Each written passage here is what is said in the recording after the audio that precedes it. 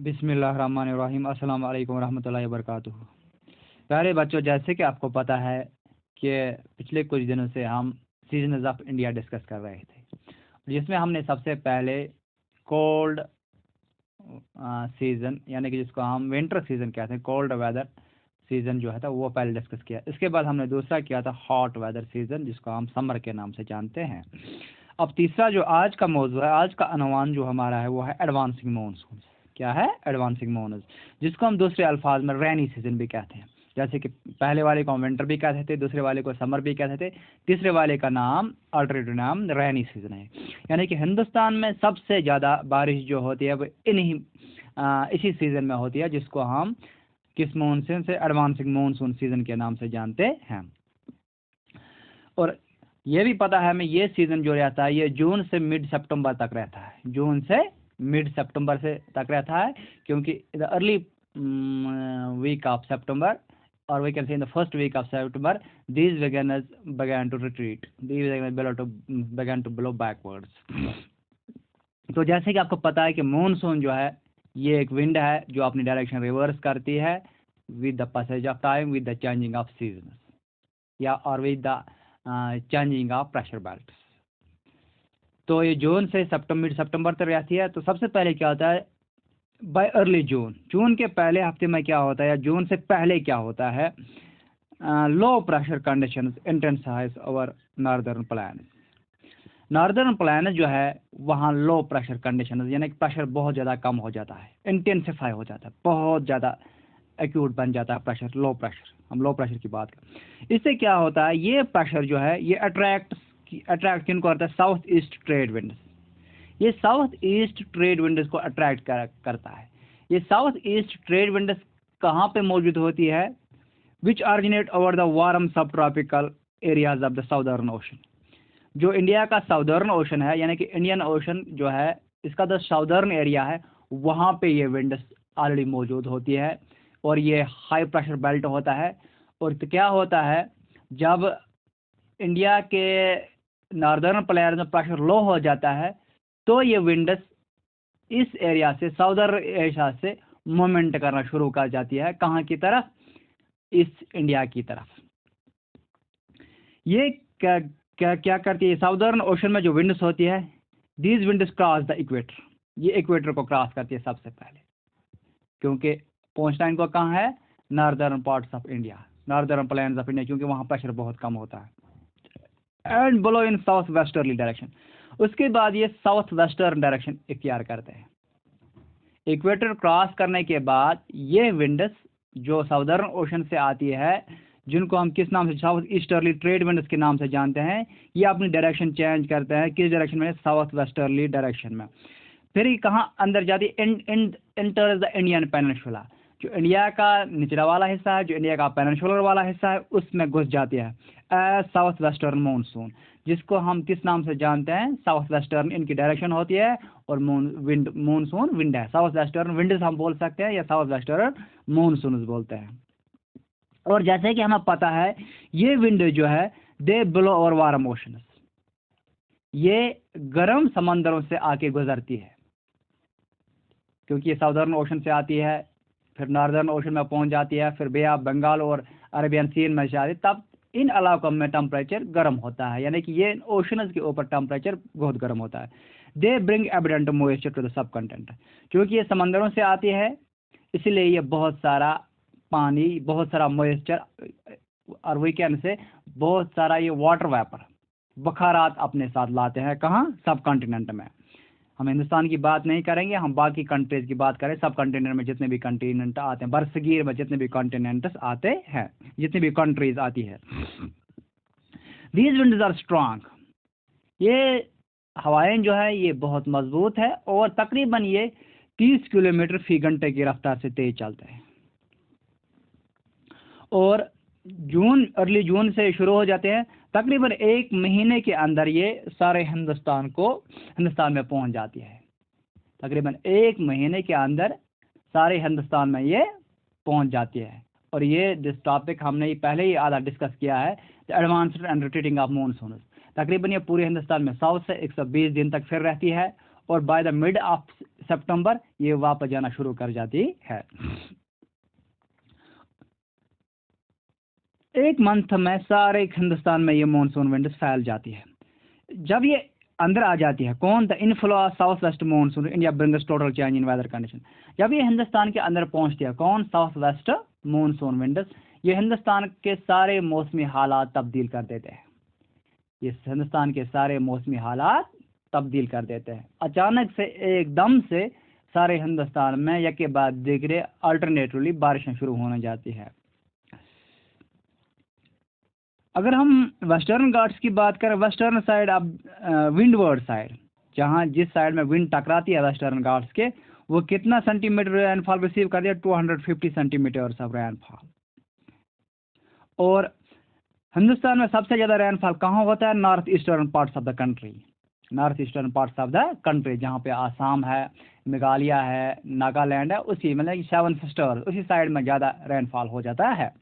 और वहाँ पे एक जगह है मैसनराम जो मेघालय में है, वो उसको वहाँ पे इतनी बारिश होती है कि तकरीबन सारी दुनिया में सबसे ज़्यादा बारिश वहीं होती है। और it is because of these monsoon winds. तकरीबन 1200 मिलीमीटर बारिश होती है, या जिसको हम 400 सेंटीमीटर भी कहते हैं। इन 3 महीनों के बीच में इतनी बारिश हमारी, और दुनिया में सबसे ज़्यादा बारिश इन मानसून की वजह से न कि सिर्फ हिंदुस्तान में बल्कि सारे दुनिया में किस जगह पे आती है, मैसनराम, सबसे ज़्यादा बारिशें वहीं पे होती है।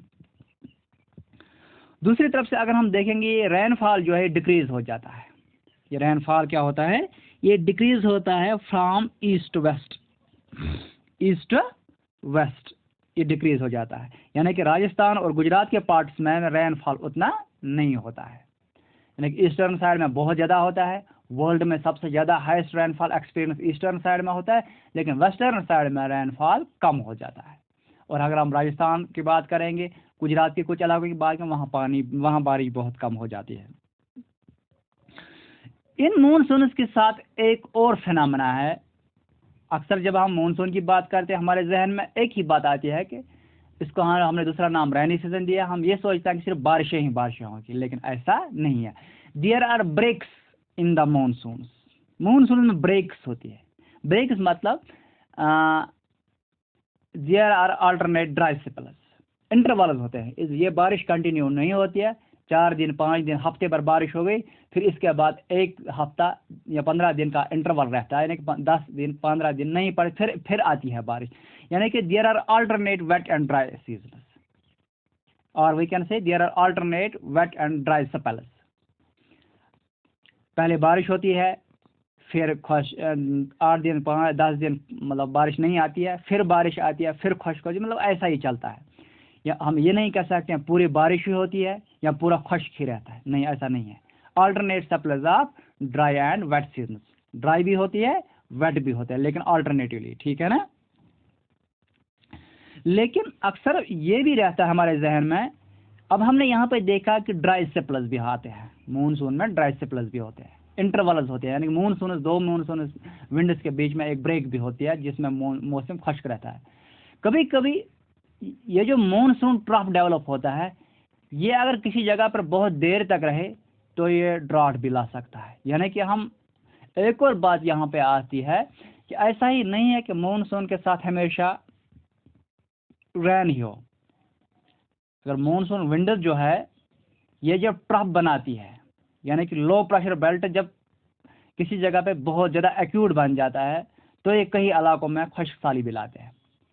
सिर्फ ऐसा नहीं है कि मानसून विंड जो है, हमने पहले ही बोला है कि ये alternate dry and wet spell लाते हैं, और कभी कभी इनका ये जो ड्राई स्पेल है ये इतना ज़्यादा लंबा खींच जाता है, ये उन इलाकों में क्या लाती है, काहत साली लाती है, काफ़ी देर तक बारिश नहीं पड़ती है। और इसकी एग्जाम्पल इस साल जो हमारे कश्मीर में इस वक्त चल रहा है, ये इसी का नतीजा है। क्योंकि जो लो प्रेशर ये जो है एक्सिस जो है वो close to the shift to the Himalayas, इसलिए हमें लॉन्गर ड्राई स्पेल्स हम वो देखते हैं। ये मानसून जो है ये अनसर्टन है, इसका कोई भरोसा कभी नहीं होता है। इट इज हाईली अनसर्टन, इसका कोई भरोसा नहीं है कि ये वक्त पे आए, बहुत ज़्यादा बारिशें लाए, या खुश्क साली लाई, इसका कोई भरोसा नहीं है। The alteration of dry and wet spells vary in their intensity, frequency and duration.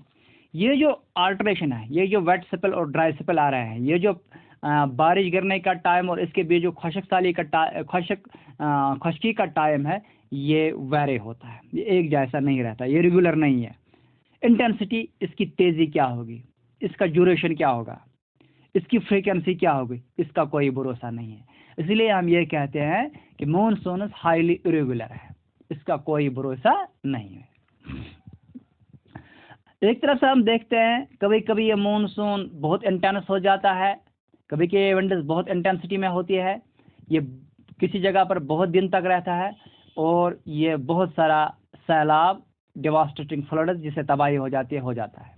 दूसरी तरफ से कभी कभी जो लो प्रेशर, ये मानसून ट्रफ जो डेवलप होता है, उसकी वजह से जो ड्राई स्पेल है वो प्रोलॉन्ग हो जाता है, लेकिन दूसरी तरफ ये कहत साली भी लाती है, यानी कि इसलिए हम कहते हैं इसका कोई भरोसा नहीं है। इसके आने और जाने में भी ये बहुत इरेगुलर है। It is also irregular in arrival and retreat.